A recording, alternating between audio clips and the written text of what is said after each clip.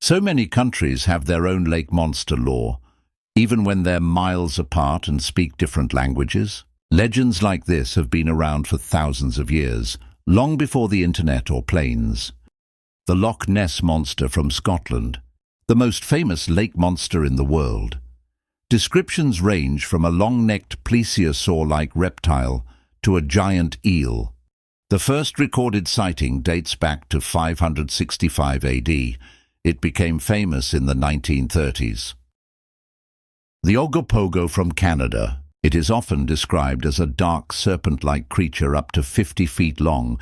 Indigenous people in the area call it a water spirit. The first modern recorded sighting was in 1872. The Champ from the USA, described as a plesiosaur-like reptile with a long neck and humped back. The first written sighting was in 1609. The Bunyip from Australia. Aboriginal Australian folklore says it inhabits swamps, billabongs and rivers. It is said to be monstrous with a long neck. The first written recording was in 1845. The Leigafljótsamarin from Iceland, described as destroying crops and terrorizing villagers. Legends date back to 1345. The Morag also from Scotland, often compared to Nessie but considered more aggressive. Descriptions include a 30-foot creature with multiple humps. The earliest recorded encounter was in 1887. The Selma in Norway. Selma is a long, dark, serpent-like monster.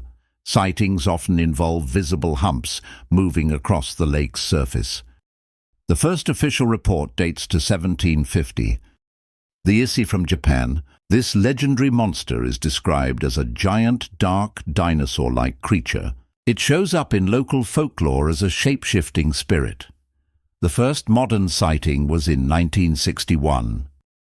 The Manipogo in Canada, described as 15 to 50 feet long and sometimes with a sheep-like head. The first recorded sighting was in 1908. The Tahoe Tessie from the USA. This giant aquatic creature said to be a plesiosaur-like creature.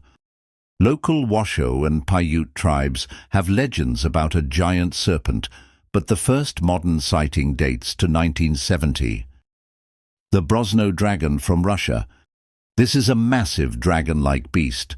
Tales describe it surfacing to devour livestock and fishermen. Stories go back to the 13th century. How can all these stories be so alike? Let us know what you think. Comment below.